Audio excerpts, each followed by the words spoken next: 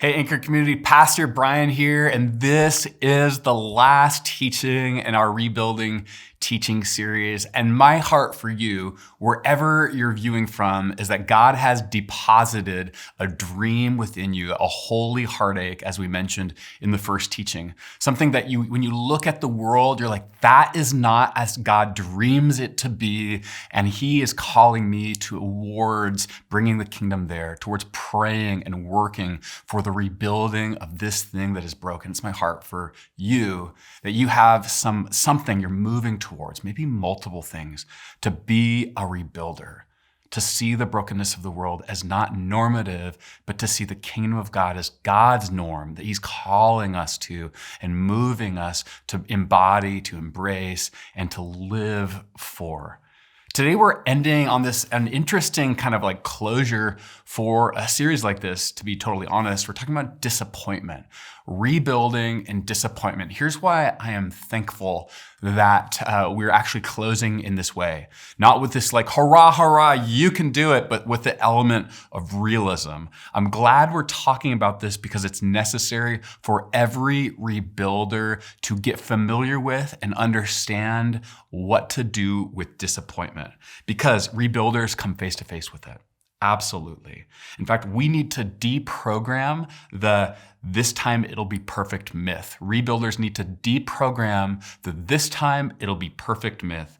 Otherwise, that myth will knock us down and undercut our rebuilding efforts. Here's what I mean by that. It's the church planting. This time it'll be different. This time it'll be a church with no baggage. That'll be basically heaven on earth myth that ends up knocking out the person that believes in it when realism happens, when reality happens, when humans are humans 6 months in, 3 months in, 6 weeks in. And all of a sudden, the would-be rebuilder doesn't see their hopes mapping out towards reality, and they're left wondering what is next.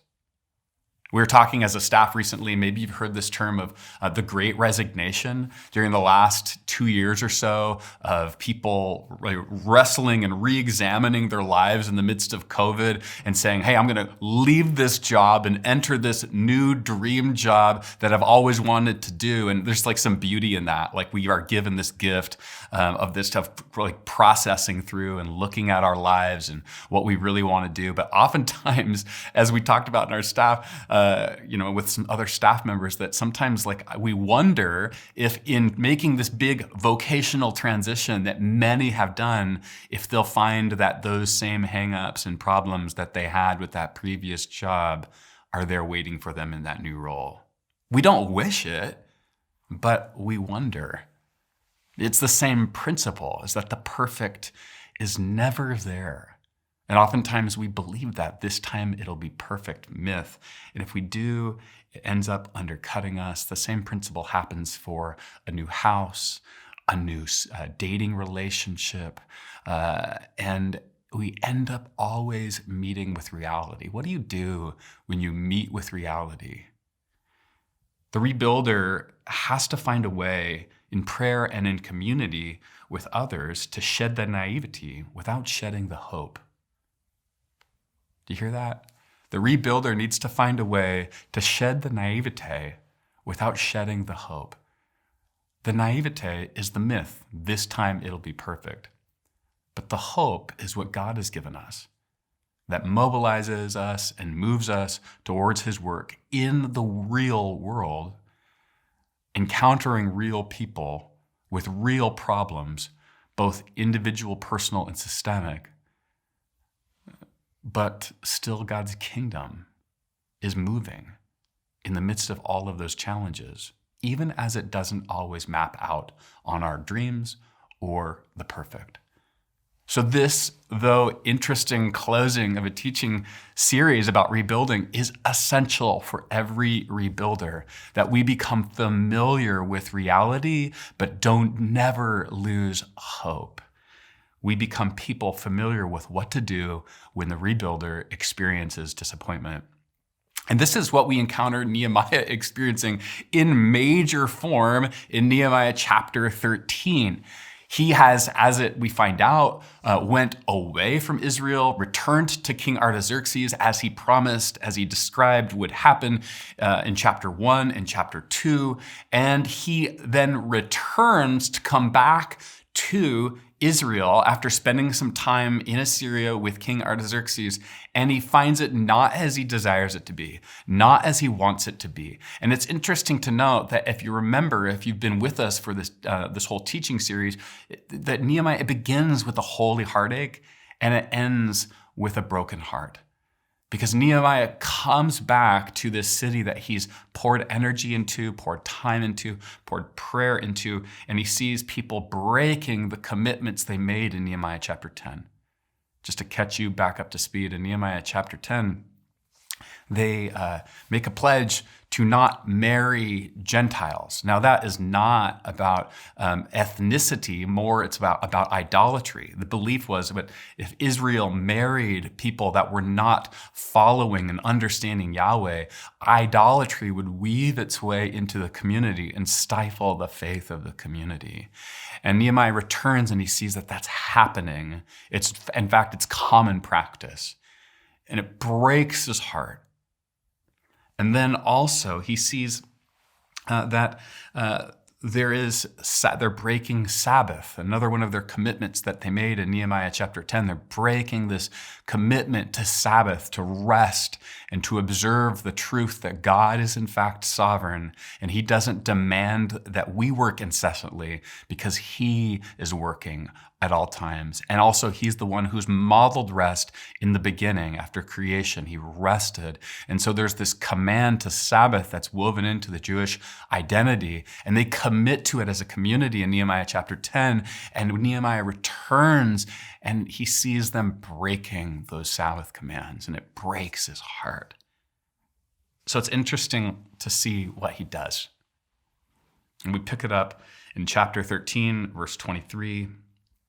It reads like this.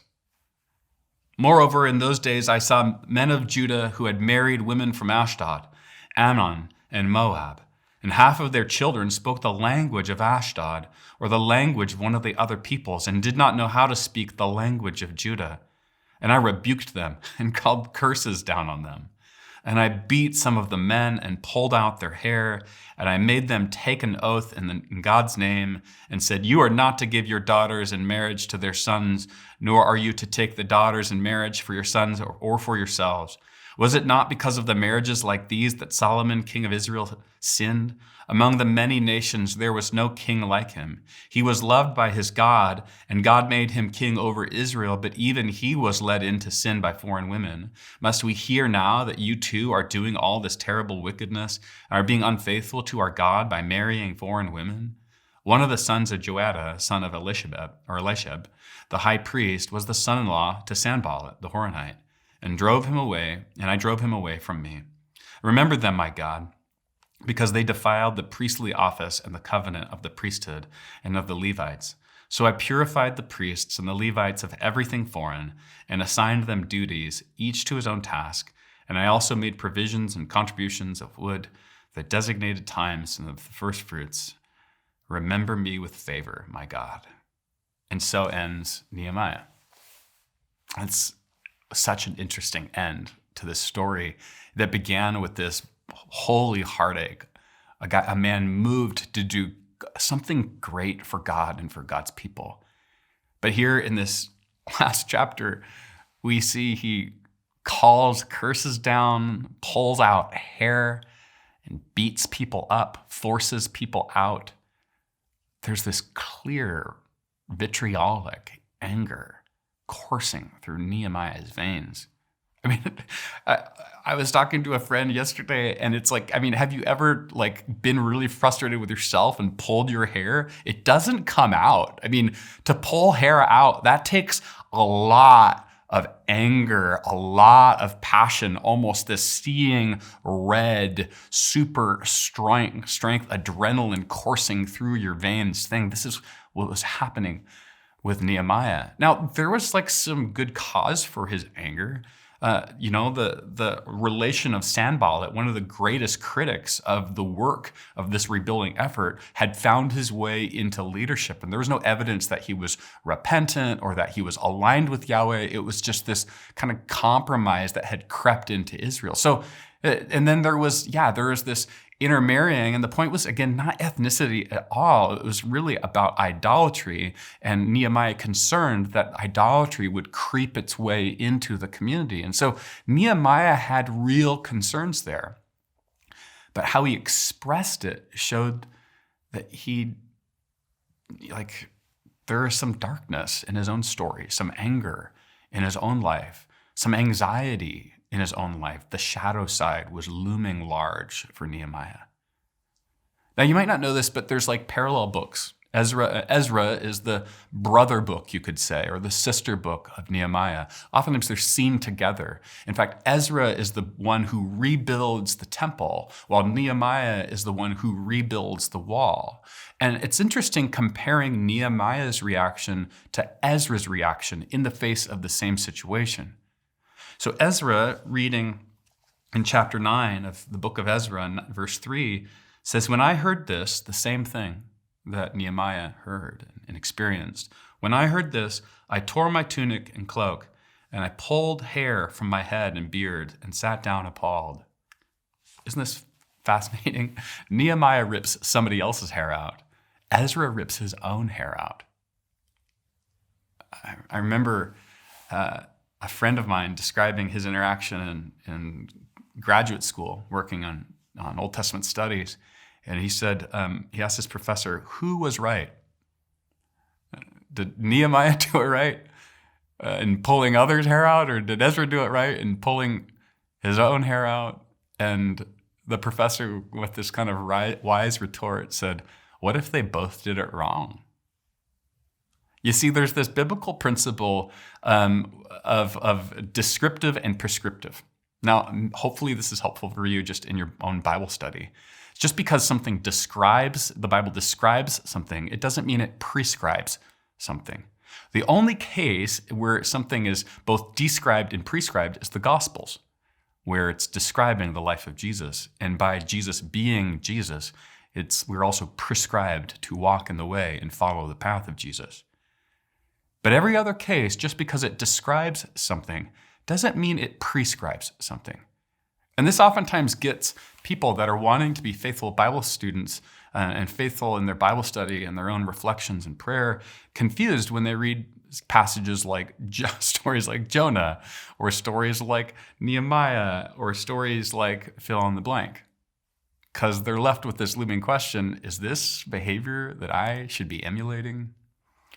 Should I let my anger loose in my rebuilding efforts when reality is hitting and pull hair out? Or should I absorb that pain and pull my own hair out, like Ezra? It's interesting, contemporary psychology would put these two characters, Ezra and Nehemiah, into two different categories of reactions. The idea of externalizing and internalizing anger is something that psychiatrists and people that work with the brain and therapists will talk about. Externalizing is and you know this, maybe you're somebody like this, that when you are externalizing your anger, everybody knows about it. You're seeing red, your tone is very noticeable. And it's like when you externalize your anger, it's very clear. And it's interesting, the almost exact flip. When people internalize their anger, sometimes they're not even aware of it. But it shows up in migraines, in headaches, in unknown, unsourced pain in their body, in sleeplessness and fatigue, in excessive drinking, moving towards pornography, because there's this anger that they're absorbing that they shouldn't be carrying. Internalizing and externalizing. Neither are descriptions or prescriptions for how we should live. But the question still exists then, what do? Because we, like Ezra and Nehemiah will find ourselves in positions, if we are to embrace the role of being a rebuilder, we will find ourselves in situations where people aren't getting it, or where we aren't getting it, or where the work of God is wanting to advance, but there's somehow obstructions to it. And what do we do in those situations? Well, we have to look at the one that's greater than Nehemiah. We have to look not at Nehemiah, who's like us, an imperfect person wanting to do his best imperfectly. We have to look at the master rebuilder, Jesus. The rest of this time, and I think it's appropriate in the series called Rebuilding, for us to not spend the closing teaching focusing primarily on Nehemiah. But if we want to be true rebuilders, we have to focus on the one who alone is worthy of imitation at 100%, the master rebuilder, Jesus. Now, it's interesting. There's an example that many of us know, if we're familiar with the Bible, in the Gospels, where Jesus gets livid. He gets angry. In fact, there's a couple different points where Jesus gets angry, but the most noticeable one is when Jesus goes into the temple and finds people taking up all of this space to sell pigeons and to sell animals for sacrifice, and Jesus gets really mad. One scholar says, and it's important to note that Jesus never hurts people, he just hurts furniture. And that's true in the story when you see that. And that's in contrast to Nehemiah, where Nehemiah rips out hair and beats people down and calls curses on them. Jesus flips over tables, so he doesn't harm people, he harms furniture. But it's interesting, looking a little bit closer at this Nehemiah-Jesus contrast in this passage. And I'm thinking of the story in Matthew 21 as it's told, and it's told in other gospel accounts as well.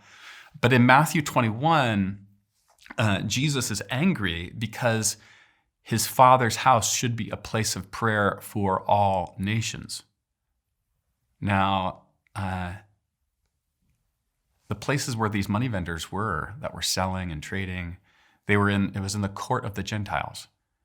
This place where Gentiles could go if they were interested in taking a step towards understanding Yahweh. And as Jesus sees all of this real estate being taken up by money vendors, places that should be allotted to the Gentiles that may be interested in the ways and the person of Yahweh, he gets livid. Now, compare this with Nehemiah, who Nehemiah gets angry because the Gentiles are too close. Nehemiah never gives them an opportunity to come to faith. There's never a pathway for a Gentile to come to understand Yahweh. And so while Nehemiah his anger is birthed out of there not being enough barrier between the Gentiles and God's people because of an anxious nervousness about they would infect us. And some of it's understandable. Jesus gets angry because there's something obstructing the Gentiles from coming in. Now, this is just a fascinating difference between these two. I want to spend some more time just looking at Jesus as the ultimate rebuilder. And I want to just kind of have quick three kind of phrases that can help us understand Jesus as the ultimate rebuilder, and contrasting it a little bit with Nehemiah and how we can move forward towards becoming and embracing, not just for a teaching series, but for a life, the identity of a rebuilder. And the first is what we're calling faithfulness over fruitfulness. Faithfulness over fruitfulness. I was talking to a friend recently who's not a Jesus follower, and we were on a walk and talking about Jesus. It's fun when I'm on a walk with a person who isn't a follower of Jesus and they bring him up, and all of a sudden they're leading the conversation, and we're talking about Jesus, and we found ourselves in that situation. And he says, I was thinking about how Jesus doesn't ever poise himself for power or push fruitfulness. And he didn't use that exact language, but that was the sentiment. He's never vying for anything. He's just comfortable in relative obscurity. Isn't that interesting? Like Jesus is never trying to build a platform. Yeah, he's calling disciples to himself. Yeah, he's healing people. But he's never asserting himself or trying to get political clout or cozying up to those in power and prestige. Jesus' primary desire, as described in John chapter 5, is to do what he sees the Father doing, to be faithful, believing that fruitfulness is a result of faithfulness. Oftentimes we get this confused, and I think rebuilders especially, or anybody with any type of holy ambition, or just ambition generally, we confuse that order and we put fruitfulness as the greatest responsibility and level of importance. And here's the challenge, is when we place fruitfulness first, we feel ultimately responsible. And so we oftentimes try to force fruitfulness. And that's typically where we get anxious, arrogant, and angry. When we try to force fruitfulness, we will inevitably get anxious, arrogant, and angry because we recognize the pressures on us. And when we don't see the fruitfulness happen, we'll either get angry at other people who aren't conforming, or angry at ourselves when we see ourselves not performing. Sometimes we'll get arrogant when we see that we are performing. And sometimes we'll get anxious when we're wondering if we are up or not up for the task. In John chapter 15, verses 1 through 4, Jesus reorganizes our normally egocentric agenda and perspective and places faithfulness before fruitfulness. He describes this idea of like our role is to abide like branches abide in the vine. And when we abide in him, when we take up his way, when we see faithfulness to him, when we rest in him, that's another word for that word abide, when we rest or dwell in him and let his vision of life infuse and really fill our vision of life, then fruitfulness happens. It doesn't come through forcing it. It doesn't come through pushing it as the major focus. Fruitfulness happens after a long season, sometimes a shorter season, but most often a long season of faithfulness. Jesus redefines it. He reorganizes our egocentric agenda. And here's the point, is that the rebuilder's freedom, true freedom, is found in faithfulness first. When the rebuilder tries to place so much effort on numbers and up and to the right and fruitfulness, alleged fruitfulness, he'll always or she'll always be in captivity to that. But when the rebuilder sees faithfulness as the ultimate goal and desires fruitfulness, prays for fruitfulness, works just in the way that we're being called so that fruitfulness can happen, but isn't crippled or paralyzed or enslaved by all that, but sees faithfulness as the goal, freedom is the experience of the rebuilder. They know the priority, that it's to abide. And Jesus gives us that glimpse. Jesus gives us that way forward for rebuilders and for any disciple. And I would argue that any disciple is going to be a rebuilder. The second thing we see is what I would call honesty without attack. Honesty without attack. It is not holy.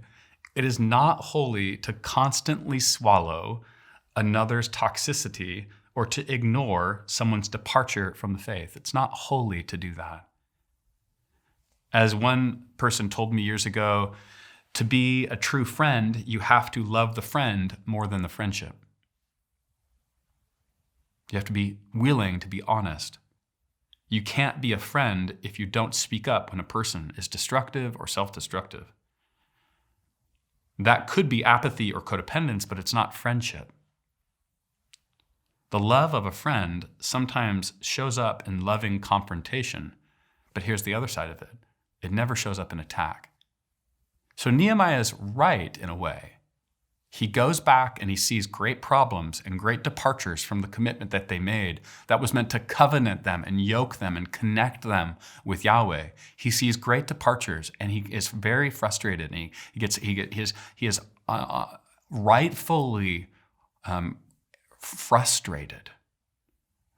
But the holy and loving confrontation is replaced with outright attack and assault. And so the path forward is honesty. See, on one side, like the codependence or apathy would keep us from honesty. On the other side, so much seeing the problem and not being attentive to our own issues and being present to the God who really is ultimately in control and maintaining a love for people. If we don't do those things, then the honesty comes to attack and assault on another person, which thwarts our rebuilding efforts. We have to be honest without attack. Jesus is our example. And there are many examples of this, but like some of them we see as the interactions with Peter. How Peter will be wrong, devastatingly so. And Jesus will confront that, but love him.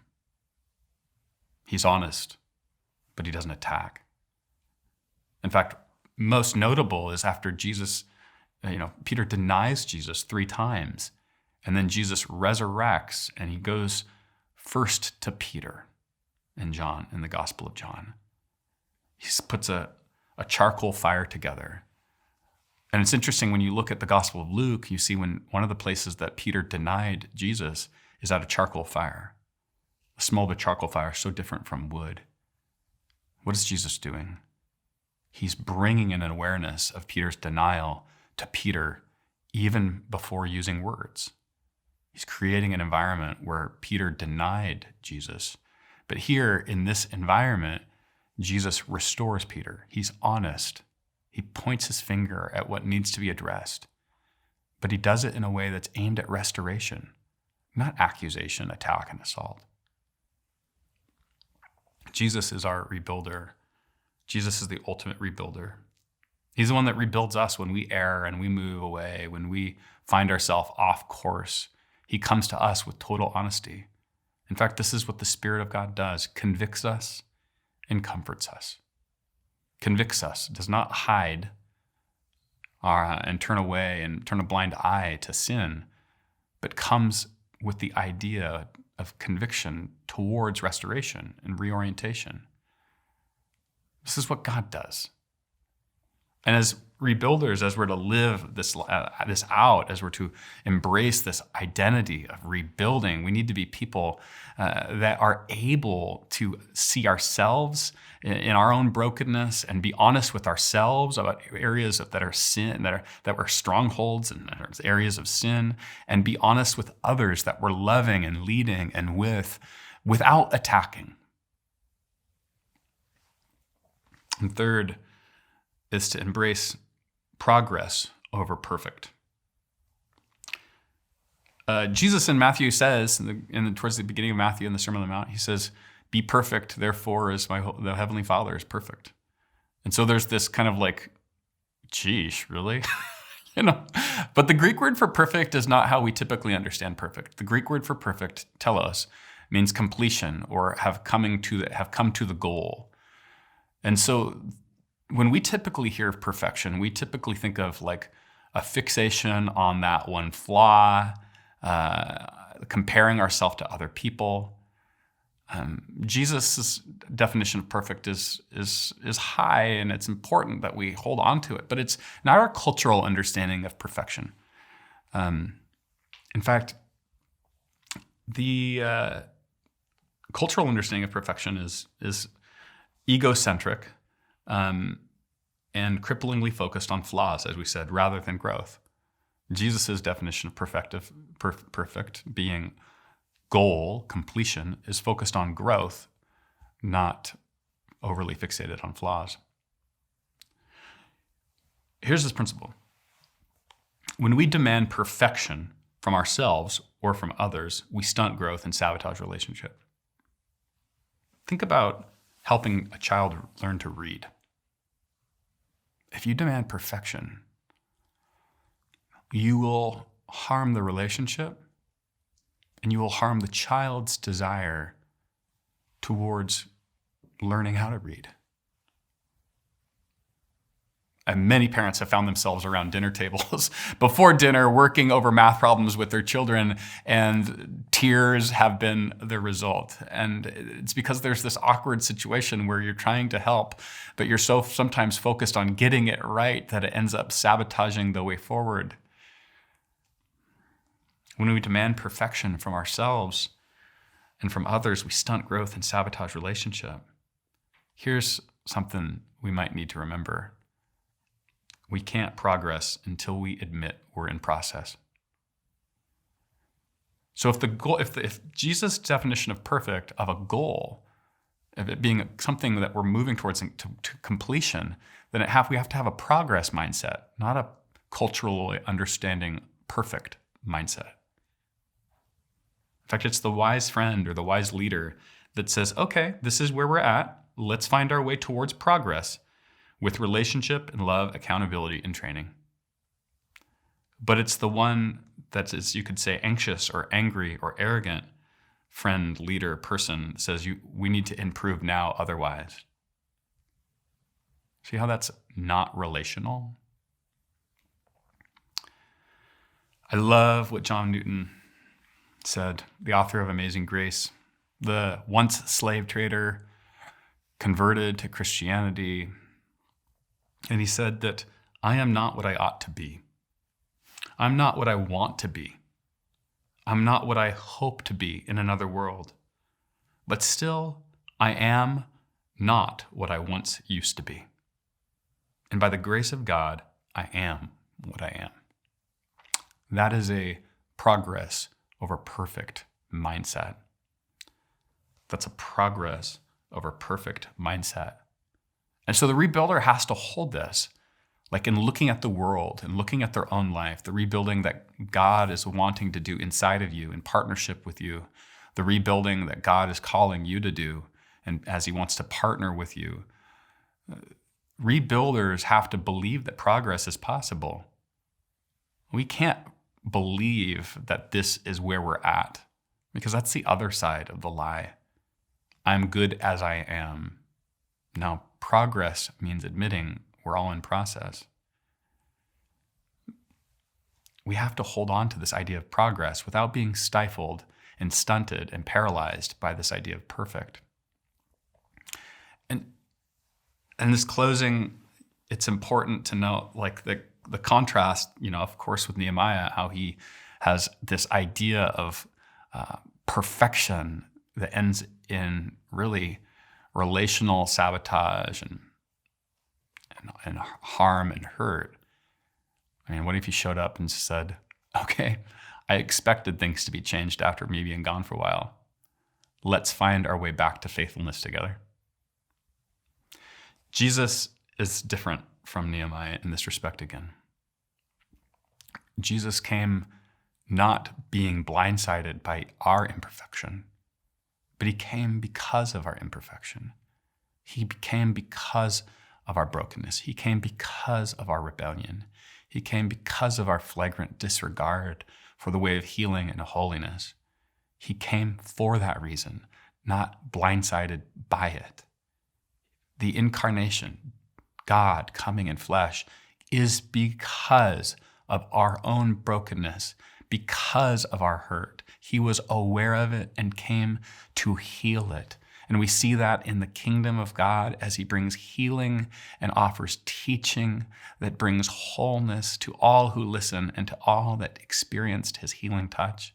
But ultimately on the cross, where he took the full weight of our brokenness, took the full weight of our rebellion, took the full weight of our flagrant disregard for Jesus, for healing and for wholeness on himself.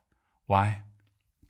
So that he could move us towards God, so that he could rebuild us, so that we could embrace the role of being a rebuilder.